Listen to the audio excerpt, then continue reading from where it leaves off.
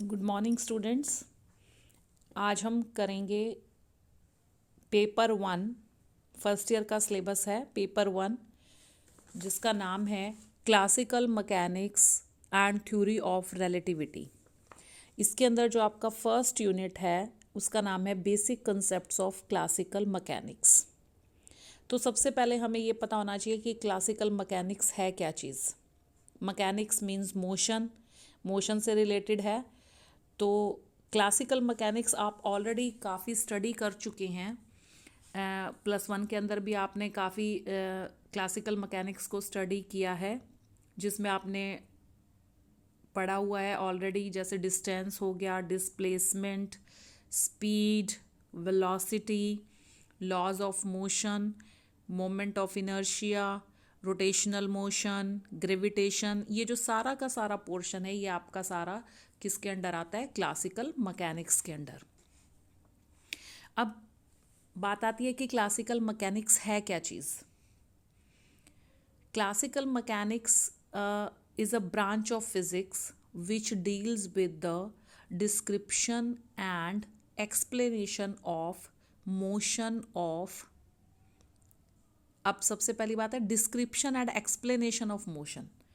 Description means कि motion के बारे में बताए कि कितने टाइम में कोई भी पार्टिकल कहाँ होगा, कितनी वेलोसिटी के साथ होगा और कितना उसने डिस्टेंस कवर किया होगा। This is the description of the motion.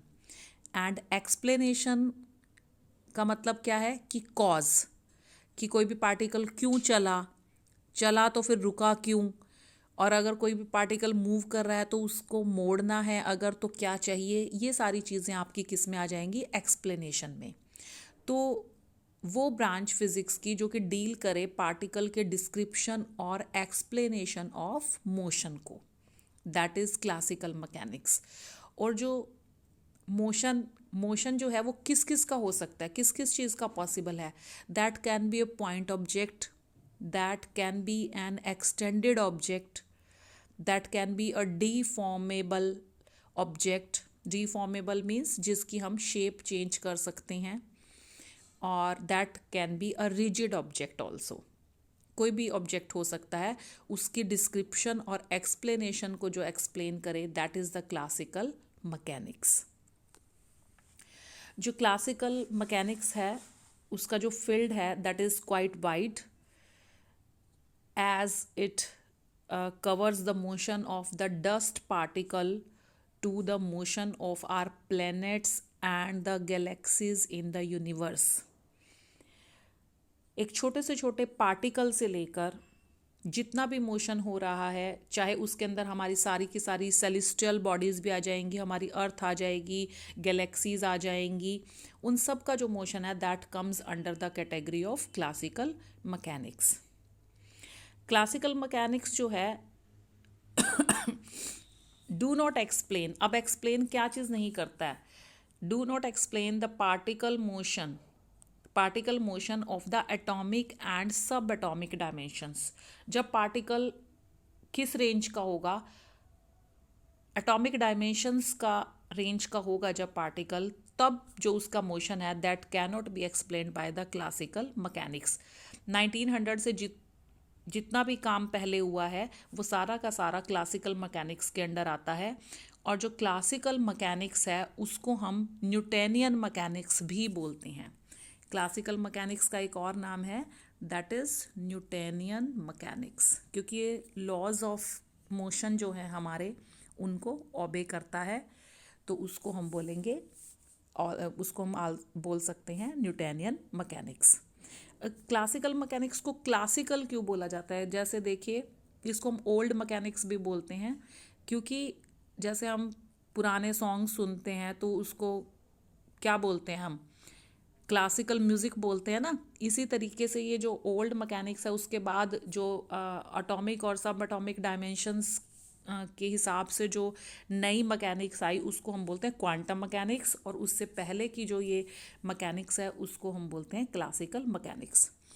अब इसके बाद देखिए, आपका सबसे पहला जो आर्टिकल है वो हम कवर करेंगे, that is the mechanics of a single particle. Mechanics of a single particle. ठीक है, मैकेनिक्स ऑफ सिंगल पार्टिकल के लिए अब कोई भी पार्टिकल है, सपोज वो मूव कर रहा है, the particle is moving and the particle is having mass small m. Small m is the mass of the particle और एक्स वाई जो आपकी डायरेक्शन है उसके अंदर मूव कर रहा है, पार्टिकल प्लेन के अंदर मूव कर रहा है। तो सपोज पार्टिकल ने पॉइंट पी से मूव करना शुरू किया, पॉइंट पी से मूव करना शुरू किया और मूव करते करते वो कहाँ पे आ गया, पॉइंट क्यू पे, पॉइंट क्यू पे वो आ गया है मूव करते हुए, और उसने एक ये पर्टिकुलर पाथ अपनाया है।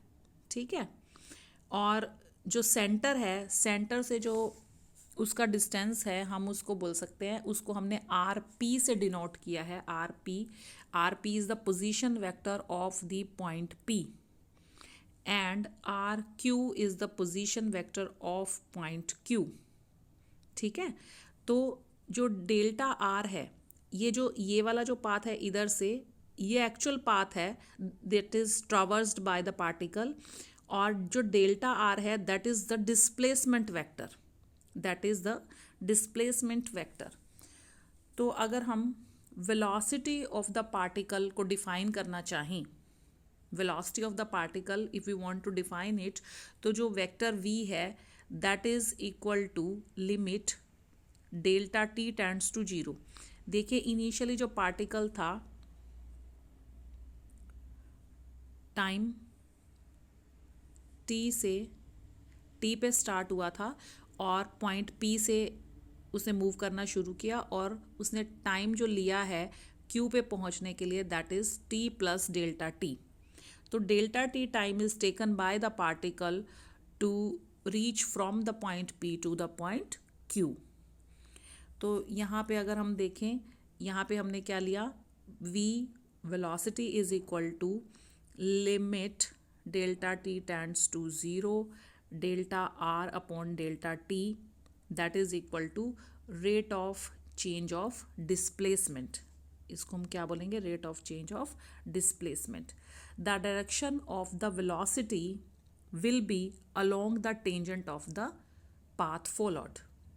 डायरेक्शन क्या रहेगी वेलोसिटी की, the direction of the velocity is along the tangent of the path followed. Delta T is tending to zero का मतलब क्या है कि जो डेल्टा टी है, सपोज पॉइंट पी से 10 बजे शुरू हुआ है, पॉइंट पी से चलना पार्टिकल, और 10:20 पर पार्टिकल क्यू पॉइंट पे पहुंच गया, तो उसको 20 सेकेंड्स लगे हैं पहुंचने में। तो delta T is tending to zero का मतलब क्या है कि उसके बहुत से small time, very very small time, it can be 0.1 second, it can be 0.001 second, but that should be tending to zero but not zero. ठीक है ना, तो बहुत स्मॉल पार्ट। तो अब जैसे उसके लिए बहुत स्मॉल पार्ट अगर हम लेते हैं डेल्टा टी का, तो वो क्या बनेगा, बहुत छोटा सा पार्ट बनेगा हमारा। देखिए बहुत छोटा सा यहाँ से हम देख सकते हैं, और ये क्या होगा, इक्वल डिस्टेंस रहेगा लगभग दोनों का, और जो पोजीशन वेक्टर है that will be along the tangent of the path followed. ठीक है,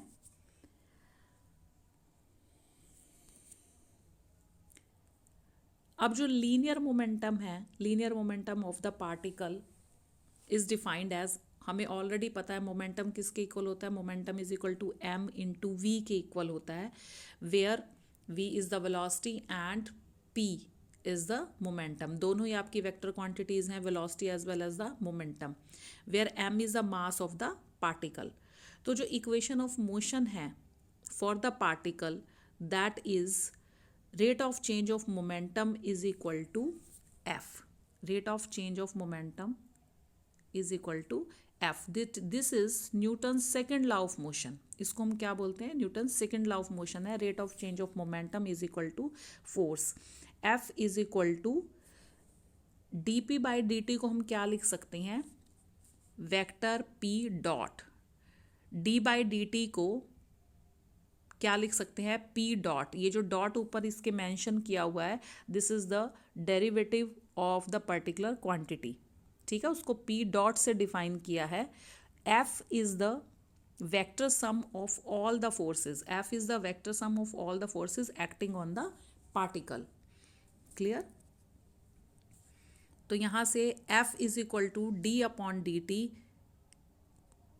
पी की जगह आप सब्सटीट्यूट कर दीजिए, P is equal to M V को, P is equal to M V आपने यहाँ सब्सटीट्यूट किया, और बिकॉज एम इज कांस्टेंट तो ये आपका बाहर आ जाएगा, ये आपका क्या रह जाएगा, D V upon D T. And again we know that derivative of the velocity is equal to the acceleration, F is equal to M into ए.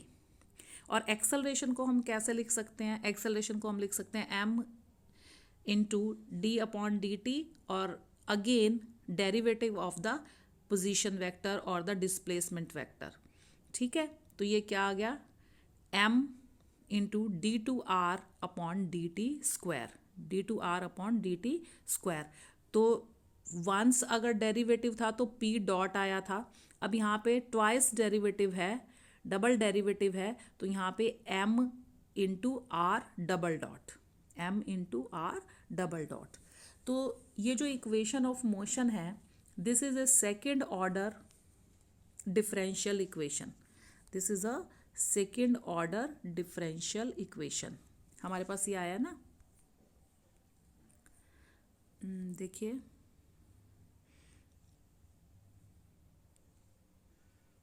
ये जो है आपकी, this equation of motion is a second order differential equation, this is a second order differential equation. The frame of reference in which Newton's second law is applicable in this form is called inertial frame. इसको हम क्या बोलेंगे, जहाँ पे आपका इस तरीके से न्यूटन सेकेंड लॉ फॉलो होता है, ऐसे फ्रेम ऑफ रेफरेंसेस को हम क्या बोलते हैं, इनर्शियल फ्रेम ऑफ रेफरेंसेस या फिर गैलीलियन फ्रेम ऑफ रेफरेंसेस. ठीक है, तो ये आपका आर्टिकल था, this is the mechanics of a particle, this is the article mechanics of a particle. उसके बाद हमारे पास conservation theorems for the motion of particle है, जिसके अंदर हम पढ़ेंगे conservation theorem for the linear momentum, conservation theorem for the angular momentum of the particle, and conservation theorem for the energy conservation theorem for the particle. ये हमारे पास तीन different conservation theorems हैं. तो सबसे पहले हम डिस्कस करेंगे conservation theorem for motion of particle. अब सबसे पहले हमें पता है होता क्या है ये conservation theorem for the linear momentum of particle.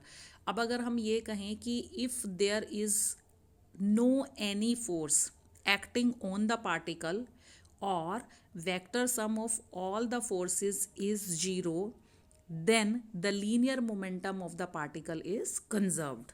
Statement क्या है कि अगर कोई भी किसी भी टाइप की फोर्स ना लग रही हो पार्टिकल पे, या फिर काफ़ी सारी फोर्सेस लग रही हों पार्टिकल पे, बट उनका वेक्टर सम अगर 0 है, तब जो लीनियर मोमेंटम है पार्टिकल का that will B conserved. This is the statement कि या तो कोई भी फोर्स ना लग रही हो, या फिर जो आपका वेक्टर सम है सभी फोर्सेस का वो 0 हो पार्टिकल पे, तब हम कहेंगे कि जो लीनियर मोमेंटम है उस पार्टिकल का दैट इज कंजर्व्ड. अब अभी हमने देखा कि जो रिलेशन अभी हमने डिराइव किया था, P dot is equal to F, जिसको हम कहते हैं rate of change of linear momentum is equal to force, rate of change of linear momentum is equal to force. अब अगर हम कंसिडर कर लें कि नो एनी फोर्स भी हम कंसिडर कर सकते हैं, या हम ये भी कह सकते हैं कि summation F is equal to 0. Summation F means जितनी भी आपकी फोर्सेस लग रही हैं पार्टिकल पे वो क्या हों, 0 हों, या कोई भी फोर्स लग रही है वो 0 है, तो हमारा क्या हो जाएगा, ये जो इक्वेशन है हमारे पास क्या बन जाएगी, इस इक्वेशन में ये चीज़ सब्सटीट्यूट कर दीजिए तो हमारे पास क्या आ जाएगा, rate of change of momentum is equal to zero, क्योंकि फोर्स क्या है, ज़ीरो है। अब अगर किसी भी क्वांटिटी का डेरिवेटिव अगर वो ज़ीरो के इक्वल है, it means the quantity is constant. Quantity क्या हो जाएगी, कांस्टेंट हो जाएगी। It means P is constant. और पी क्या है हमारे पास, पी क्या है हमारे पास, P is the linear momentum of the particle. It means जो linear momentum है that does not change in magnitude as well as in the direction. This is the conservation theorem for linear momentum of the particle. इसी तरीके से next lecture में हम करेंगे conservation theorem for the angular momentum of the particle and energy conservation theorem for a particle. इस lecture के लिए इतना ही। Thank you.